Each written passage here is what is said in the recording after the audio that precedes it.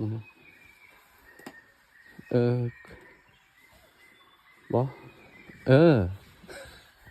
ระสอบ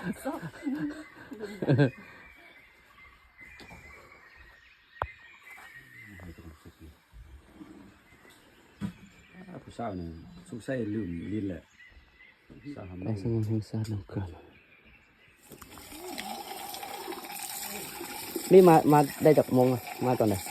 มาโดย7:30ตอน7:30วะเจ้าแขกออกไปจากโมงกัน เสร็จออก9 โมงแขก9 โมงปกติ โอ้อาบน้ำชมวิวขี้ชมวิวที่มาอยู่ป่าอะไรของธรรมชาติอะไรงามขึ้นนะ